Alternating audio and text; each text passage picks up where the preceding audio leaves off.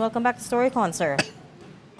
Yeah, Regina, Ronald, and Hi, Senator. Magandang hapon King po. Ami, magandang hapon sa ating lahat. Diba, Senator, yung background ko? Wala naman. Nasa phone lang siya, Hindi Ronald. nakikita yung background hindi mo, nakikita yung Ronald. background mo. Talaga, oh. Oo nga, nasa phone siya. Gay pride, Senator.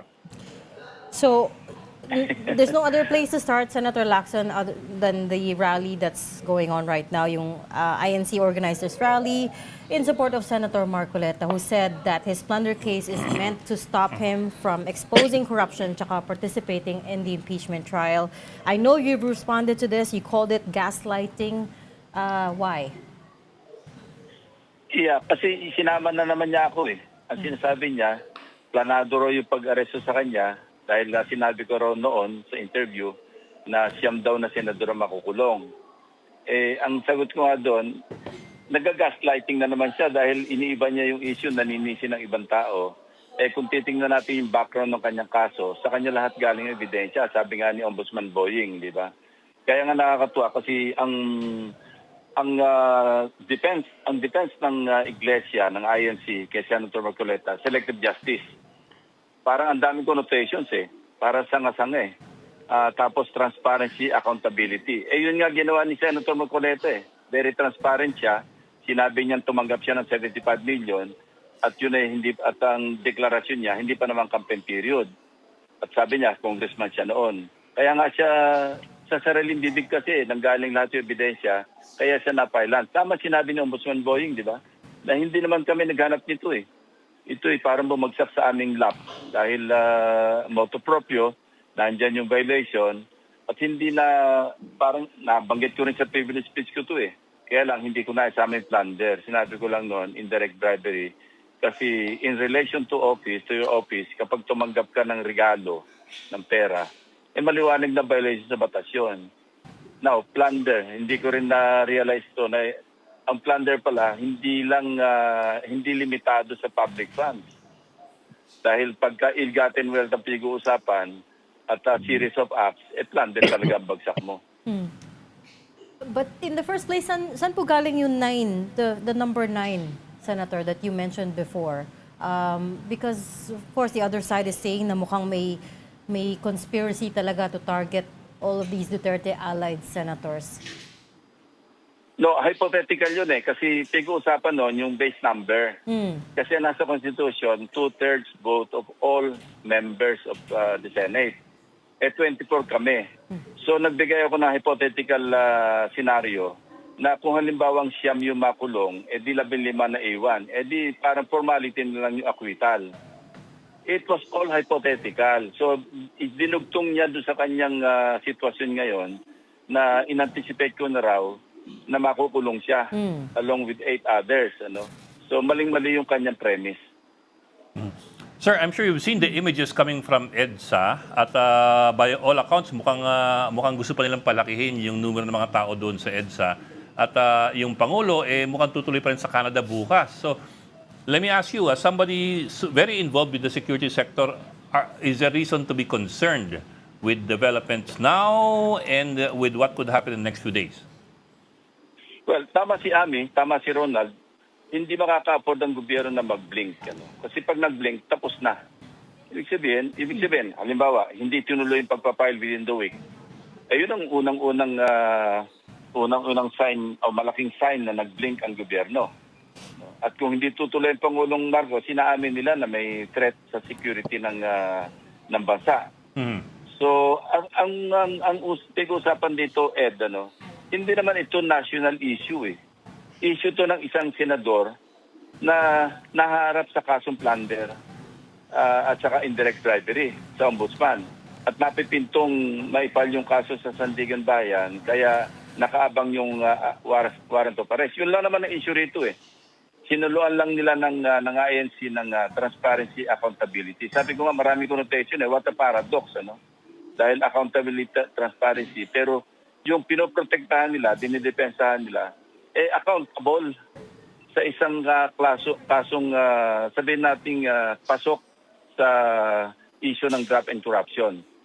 Kasi ang pagkakamali niya kasi dito, Ed, dahil nilabas yung, kasi ang alam ko rito, tingin ko, nilabas siya sa campaign period yung date ng contribution campaign contribution. Yeah. Ang nakita ko doon sa record, parang January, January. 8, January 10, January 14. February po yung campaign period. February 12 yung lampas ng campaign period para mailusot doon sa campaign contribution dahil nga hindi nakadeklara sa SOSE. Ang hindi alam ni Senator Marcoleta, mas mabigat yung nabagsakan niya kasi kung sa Omnibus Election Code lang ang violation, parang kurot lang yun Well, Administrative. pwede ka pwede ka ma-perpetual disqualification, pero mostly, or if at all, administrative So lumihis siya doon at kaya maliwanag na aftershock ito kasi nagbayad ng donor's tax bandang November kasi pumutok yung issue na ito, November Yeah. So nagremedyo sila, namili sila ng petsa na nalabas sa campaign period. Kaya aftershock dahil nagbayad sila ng donor's tax dito mga December. December, oo. December dahil November pumutok. So nagbayad pa nga ng surcharge kasi may penalty pagka after 30 days. Pag lumampas ka ng 30 days sa pagbabayad ng yun pagkaalam ko meron siya mga penalty sa donor's tax. So bakit December? Kasi November pumutok. Bakit January? Para labas doon sa violation ng Omnibus Election Code na hindi niya inaral na makakasuhan siya ng plunder. Senator, ang mismo, reklamo Bobby, napanood ng ko yung kampo nila ilang beses ko Senator napapanood Marcoleta. Yes, sir. Selective prosecution daw. Kasi yan yung isang malaking issue dyan sa rally na yan. Ano po yung masasabi niyo ron? Paano magiging selective? Siya yung nag-select. Sa kanya lahat galing Hindi naman kikilo sa ombudsman kundi siya umamin sa kanyang TV program Dahil sinabi niya, congressman ako noon. Utang na loob, ibibigay namin sa ito, wag mo na kaming i-mention. Dahil tulong namin, utang na loob mo sa amin yan. Ano ibig sabihin nun? Parang sinisigil na agad siya na may utang na loob ka sa amin, ito yung contribution sa iyo. Actually, ito, palagi ko, alam din ni Ronald ito, hindi lang 75 million na natanggap niya Malaki. Magkano, sir? Yeah. Bakit daw yung mga kaalyado ni President Marcos, mga kamag-anak, hindi pa pinapaila ng kaso, bakit daw inuuna sila? Yun yung mga sinasabi ng mga tao dyan. Na selective. Well, pwede may kaya katotohanan. selective. Kasi kung mapapansin ninyo, tama yun, dahil sa dinami-dami ng nabanggit, bakit yung nasa, lalo sa Senado, Kabila. yan ang sa kabila Kaya pwede may basihan yon, pero hindi ko alam yung takbo na ebidensya. Ang masasabi ko lamang, itong latest naman kay Secretary Bonoan, kasi natatandaan ko nung nag-testify si Bernardo, binanggit niya doon na from 2023, 2024, 2025, laging merong naka-allocables na nakatoka kay kay Bonoan na 5 billion a year. Meron siyang testimonya sa amin yan nun So kung 5 billion a year at ang sinasabi doon 25% o 15% ng 5 billion a year for 3 years. So that's 15 billion. Pag kinenta natin yung 15%, ito yung commission ni Secretary Bonoan ayon kay Bernardo. Under oath ito testimonya ito. Yeah. So easily that's 2.25 billion pesos in commission. So sa 15% ni Bonoan, ang sinabi ni Bernardo, binibigyan siya ng 25%. At yung naiwan, so pag inalis mo yung 25% ng 2.25 billion, ang maiwanan kay Bonoan, nasa mga 1.687 billion over a period of 3 years. Yun maliwanag, nasa testimonya yon. So sabi, kapati pa raw doon si the late Cathy Cabral. So sabi na natin namigay si Bonoan ng yung butal, 687 million. Maliwanag, may naiwan sa kanyang 1 billion at the very least. So hindi kayo payag na ito, ginagawa siya ngayon na state witness? Well, diskarte ng ombudsman yon at kung papayagan remember, motion pa lang ito. Hindi ito subject pa rin sa approval ng korte kasi hindi naman siya nagsimula bilang state witness. Nagsisimula siya, ina-apply pa lang siya na ma-discharge. Motion ito to discharge as a state witness. So subject ito sa approval ng Sandigan Bayan. Now, on the part of prostitution, kaya nasabi ko ito, dapat hindi bababa ng 1 billion pesos ang restitution ni Secretary Bonoan. Dahil unfair naman doon sa mga iba na napasaloob na sa Witness Protection Program ng DOJ at meron na silang kontratang napirmahan na kung ilan yung kanila isosole. Pero ito, hindi natin alam kung ano yung side agreement na binabanggit ng Ombudsman kay Secretary Bonoan. Actually, Or, in relation to sa binabanggit nyo, ano na ba status nung dati yung privilege speech na 500 million na allegedly binigay na projects ni Bonoan kay Senator Marcoleta in exchange sa kanyang confirmation as a cabinet secretary? Ano na bang status na? As we expect, hinihimay namin yung mga proyekto. May mga na-identify na yung mga projects at inaaral namin kung alin doon ang merong diferensya. Dahil yun ay 500 million na noong November 2022, nung confirmation ni Secretary Bonoan, ito yung dinil.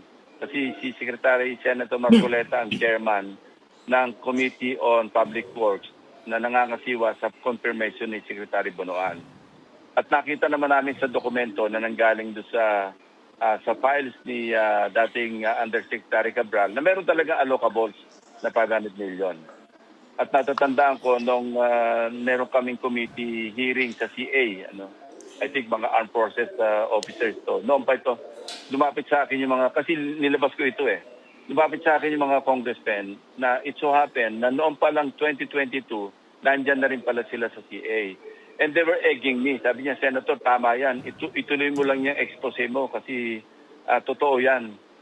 Parang nire-refer nila na bukulan talaga kami. Kasi ginamit sila na kaya actually 1.5 billion nga yan ang hinihingi pero 500 million lang na ibigay. Kaya yung transparency, accountability, yung selective justice, alam mo, sabi ko nga paradox para bang, in a matter of speaking, para bang sinasabi nating, if it's true, then it is false. If it's false, then it is true.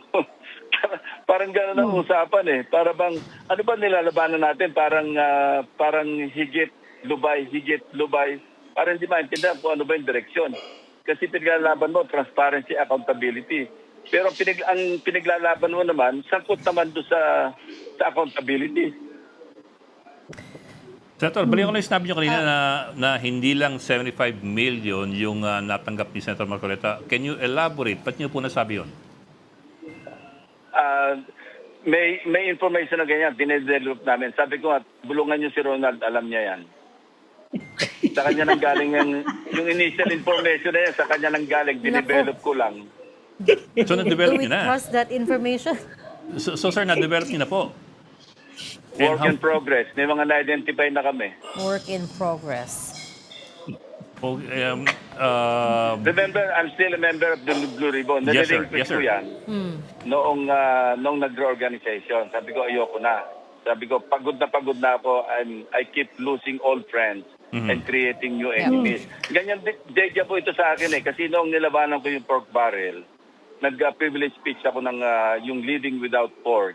Nawala na ako ng mga kaibigan noon sa Senado, magsi sa Kongreso. So eto na naman ako, Blue Ribbon Committee Chairman, ganun na naman ang nangyayari. Meron mga hindi ko makausap sa akin. Alam mo, nakakapagod din yan Yeah. Sabihin na nating, alam mo, tao rin lang naman tayo. Matigas yung dibdib ko, Ronald, Ed. Pero alam mo, lagi may human element sa bawat tao, di ba? Every human being, merong human element na parang, ano ba itong ginagawa ko? Parang gano'n, tinatanong mo yung sarili mo. So, nung nag-reorganize at saka nag-reorganize ulit nang mabalik sa amin yung mayorya, sabi ko, ayoko na kung pwedeng ipasa na natin sa iba yung chairmanship. I'm willing to be a member. I'm willing to be a vice chairman. Kaya vice chairman ako ngayon. So, nandiyan pa rin yung aking papel na magtrabaho but more behind the scene than nasa forefront. Yes, sir. But are you free to disclose at least some of the details of your investigation so far? Your investigation? Not yet. Baka magalit sa akin si Ronald. Senator, Ako, basta ako, Sen, solid ako sa likod nyo, ha? Kaibigan ako, ha? Hindi ako Hindi. gumagewang, ha? Hindi. Baka sabihin, This particular issue Ronald, this particular issue, nasa harapan ka rito. Ako nako, na sumusunod sa'yo. nako, ano ba yan? Senator Ping, let me go back to Sec Manny Bonoan. Pasensya na po, we're jumping around all the issues, but this afternoon, before we went to air, Assistant Ombudsman Miko Clavano gave a press conference explaining why they decided he can be state witness. He said it was a very difficult decision, but one of the factors was that there were no allegations that Secretary Bonoan received the money. He was part of the conspiracy, though, in that there was a list, and it was Secretary Bonoan who decided who got what commission, what kickbacks. But he himself may not have. There was no allegations though that he received money. And the second factor was his health. Balikan ko yung tanong ni Ami. So, I gather from what you're saying, you don't agree with making him state witness. I don't. Hindi accurate yun. Kung binasa nila lahat yung pinadala kong dokumento, remember when I delivered via a privileged speech yung aking partial committee report, pinadala ko lahat sa ombudsman yun eh. Lahat ng transcript, yung TSNs, yung stenographic notes, tapos documents, testimonies, nandun lahat sa kanila yun. Kung babasahan nila yun, hihimay nila yun, nandun sa statement ni Bernardo, yung 5 billion a year, 2023, 2024, 2025. So kinumpit ko nga kanina, I did some math, no, bago tayo mag-interview. 15 billion, 15% of 15 billion, easily, that's 2.25 billion. So deduct 25% ng 15% na sinabi ni Bernardo na yun ang binigay sa kanya. So may iwanan pa rin 1,687 million. So kapante para doon si Jose Cabral, sabi ni Bernardo, sa statement ito, kinukot ko lang siya, hindi sa akin galing. So sabi mo naman iiwan sa kanyang 1.2 o 1 billion. So hindi totoo na wala natanggap si Bonoan. Maliwanag yon. Even doon sa letter ni nung naglabas si Saldico ng kanyang video, yung Facebook niya, na kinontra ni Bernardo. Sinabi niya sa akin, tumawag siya sa akin, baka pwede mag-usap kami kasi mali yung sinasabi ni Saldico na naghatid siya ng 100 billion kay Presidente Bongbong. At sabi niya, hindi pwede mangyari kasi nung pinakita ni Saldico yung listahan, kinumpare niya sa kanyang digital file, sabi niya, 52 billion dito sa 100 billion, ako nag-handle. Doon sa 52 billion na yon, na hinandle niya, nakapaghatid pa siya kay Bonoan, sabi niya, ng 1 billion. So, that's already 2 billion kung kukwentahin natin based on testimonies. So, hindi accurate yung sinabi ni Assistant Ombudsman Miko na walang natanggap si Bonoan. At least Yun ang hindi pwede mangyari. at least for that case that they're looking at right now. So by your calculations, 1.687 billion pesos yung natanggap niya na kickbacks or commission. Yeah, based on testimonies ito. Based on the testimonies of Roberto Bernardo. And of course, in this case, mahirap kasi you don't have a smoking gun. You're gonna rely heavily on witness testimonies. And what the ombudsman said this afternoon No, is... Regina, let me correct you. Yung mga sinasabi ni Bernardo, nasa files niya yan. Supported ng dokumento yan. Not really the commission kasi ewan ko kung meron siyang notes. No, kung magkano, I suppose meron siya kasi yan ang impart niya sa akin ng mga unang pag-uusap namin na kumpleto siya. Kaya nga nung pinakita ni Sandy ko yung 100 billion, agad-agad kinorek niya. Tinawagan niya ako. Nasa files niya raw yung 52 billion na hinandal niya. Nag-deliver siya ng 8 billion, tapos 1 billion kay Secretary Bonoan. So meron siyang documentary Senator. evidence. Oo. I suppose so. Kung papakawalan lang talaga, and he's testifying right now. Hindi ko alam kung ano na yung stage ng kanyang testimonya, kung umabot na siya doon sa pag-testify against Secretary Bonoan. If the plan is to make him a state witness in order to build a case against former Speaker Martin Romualdez, is that a more acceptable solution to you, Senator? Kasi sinabi na rin ng ombudsman na they are already building a case against the former Speaker. Yes, that is justifiable.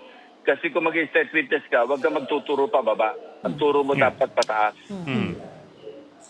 Ang turo mo dapat mas malaki, hindi mas maliit.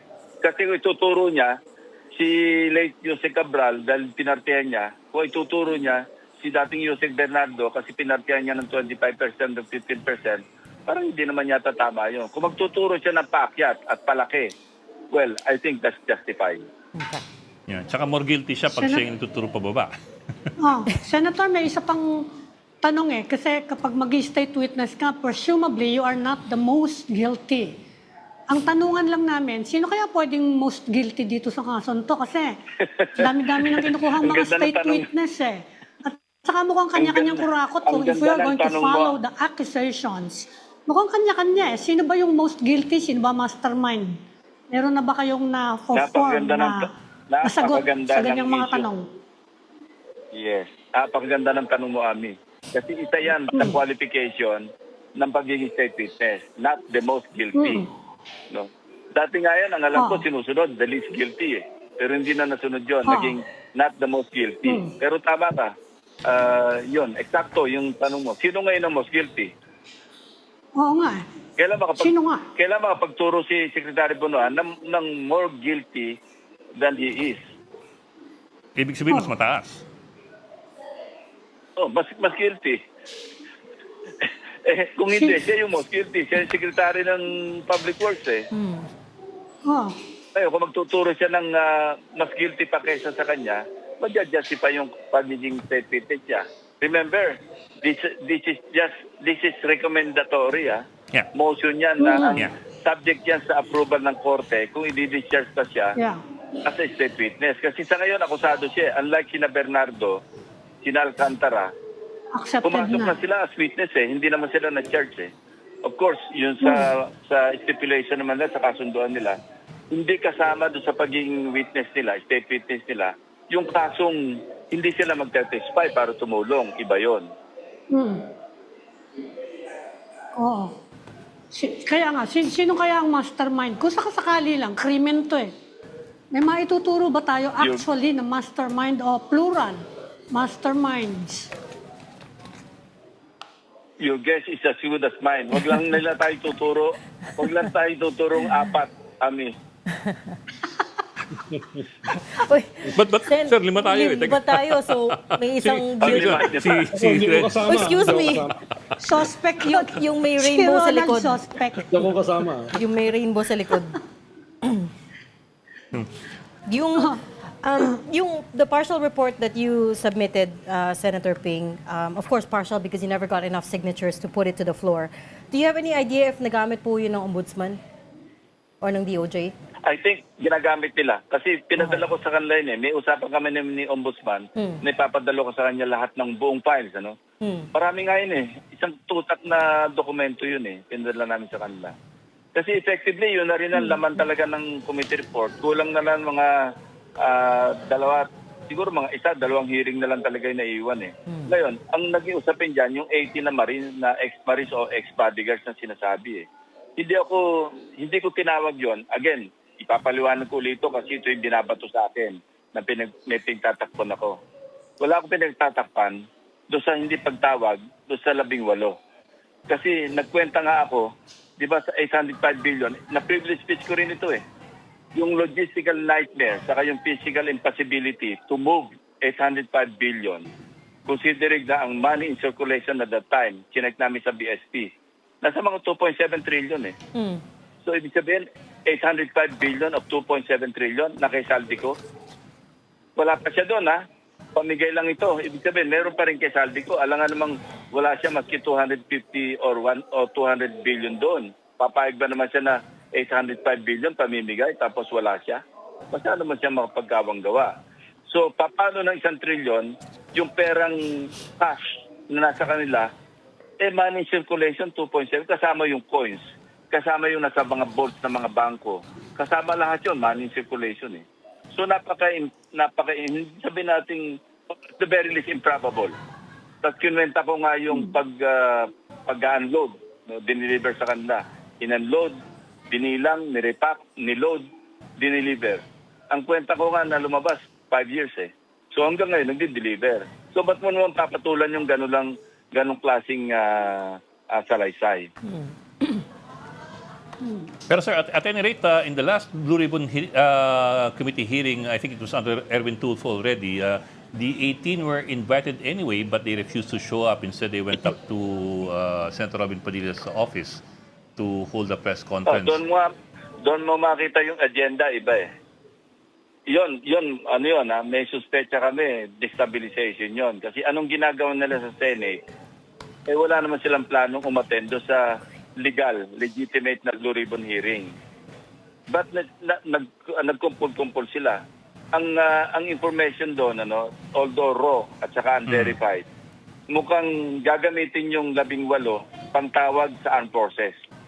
Para ang casus belli, yung inape, yung 18 nakapabaro dati nung sa armed forces. Kaya lang, hindi lilipad kasi nga, wala na, dininay na sila, dinisown na sila ng Philippine Marines at saka ng buong armed forces. So, hindi lilipad yon. But again, hindi natin maalis na ina-attempt nila yun eh. Kasi ang nakapagtaka, bakit? Kaya nga nag-lockdown sa Senate noon eh. Because of the intelligence information. And we met with the intelligence officers ng PNP saka ng armed forces. Pinapabalidate namin sa kanila yon. Yung report na pwedeng gawing parang trigger, trigger yung presence ng Marines na halimbawa nag-attend pagkatapos kinontempt, baka pwedeng yun na mag-spark ng something it could be bloody kasi nasa loob sila ng Senate. May information pa nga meron na ipasok ng mga armas nun eh. Was that ever confirmed? Blue What can we Ribbon sila expect sa next? EDSA ngayon, Senator? with the 18 Yes. Alleged Marines. Ano yun? Say again? Baka mag-Blue Ribbon sila sa EDSA with the 18 alleged Marines. Well, nag-Blue Ribbon na nga sila sa di ba? Sa labas na kinancel naman noong events place kasi nga unauthorized.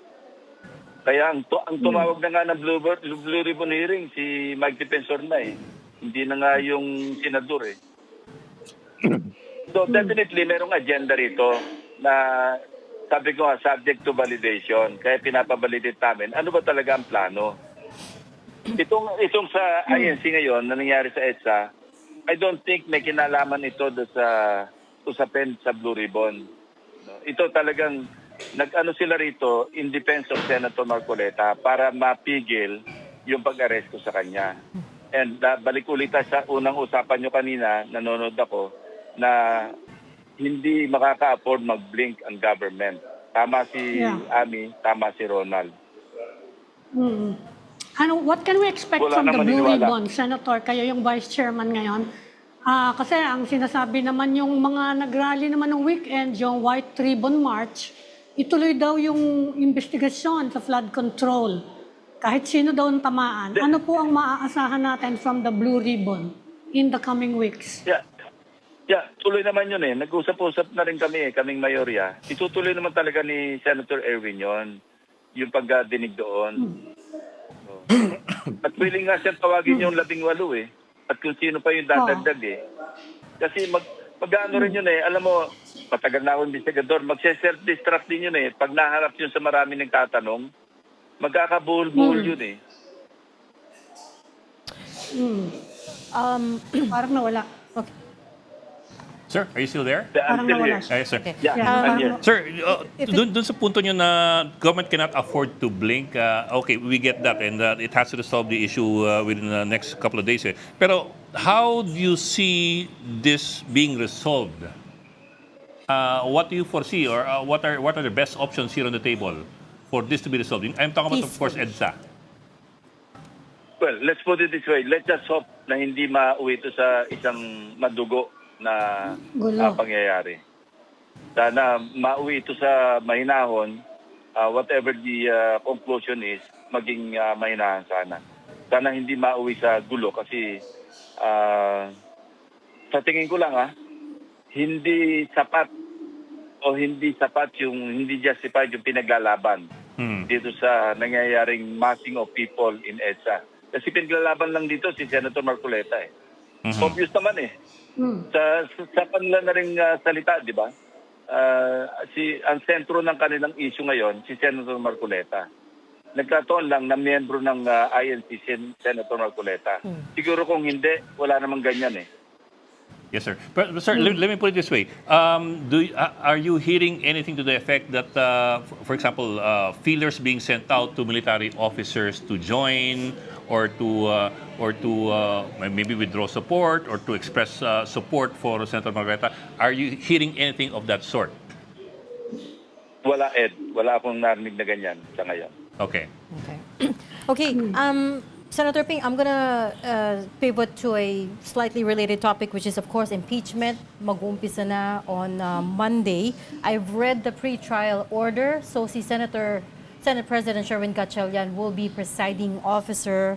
I wonder if you could talk us through that decision process. Paano po naging siya in the end? Because, of course, in the lead up to yesterday, si Senator Cheese Escudero, yung the name that was being fronted. Hindi pa formal. Kasi kaya kami nag-amin ng rules. Remember, nag-amin kami ng rules na mag-e-elect kami ng presiding officer. Na-publish yun eh. May publication yun. So, andyan yan. Nasa rules namin yan. So, wala pa kaming formal na pag-uusap na pagkakasunduan na kung sino talagang presiding officer. Okay. Oh. So, of course, may first crack dyan talaga si Senator Sherwin. But initially, before na lumutang na siya yung magpe-preside, may usapan talaga kami na either si Senator Kiko o si Senator Cheese ang napipisil namin na magpe-preside para smooth ang kasi abogado yung nasa itaas, siya yung parang pinakabastonero. Kasi alam mo, hindi magandang pangitain yung kada na lang motion hindi agad magro-rule ng overruled or denied yung presiding officer. Kung hindi naman abogado, limitado yung knowledge sa rules of court, sa procedure, di ba? So, hindi maganda pangitain na each time ibabato niya doon sa amin, sa body. Kasi unless mag-overrule siya o kaya mag-sustain siya, pero meron mag-object from among the senator judges, magdidiskusyon kami doon. Pero mas maganda yung panahon ni Senator JP noon, Senate President, na talaga may mando siya. Kasi alam niya talaga yung ginagawa niya. Alam niya, for that matter. Pero may magkakataon din na hindi siya nag-rule, dinadaan namin sa caucus. At sinasabi ko lamang na talaga yung abogado nagpe-preside. Kasi marami pagkakataon na may motion, agad-agad dapat overrule, sustain, dapat ganun kagad eh. Hindi yung kadan lang, malaking abala yun kung lahat na lang ng motion, hindi mag-rule yung presiding officer. Yun lang ang punto ko. So even though si SP Gatchalian ang nakaspirma doon sa pre-trial order, it's not formal yet that he's the presiding officer? Hindi pa kami nakapag-formally nagkasundo-sundo dyan. Sino yung presiding officer. It will come down to a vote, no, Senator Lacson? Yes, we will elect them. Nandiyan sa rules, amended rules namin yan eh. But We will elect the presiding officer. we heard there are it's not you're not unanimous on this to elect Hindi unanimous. Even between Senator Kiko and Senator Escudero, hindi kami unanimous pa eh. At least yung majority we're not counting yet the minority. Of course, they will count pagka all senators, meron kaming all senators caucus on Friday. So, pwede matalaka yan. And halimbawang kung hindi solid yung majority sa pag-elect ng presiding officer, doon papasok magiging factor yung minority bloc. Kasi sila yung magtutulak doon sa magsesettle ng impasse from among the members of the majority. Kung hindi kami magsasolid. Which is, I think, unlikely because I will suggest, it's good that I'm reminded, isasuggest ko na mag-consensus na muna tayo sa majority bago tayo mag-caucus on Friday. Para solid na tayo kung sino yung ating presiding officer, kung si SP Sherwin, kung sino man, at least solid na tayo para hindi tayo mabiyak.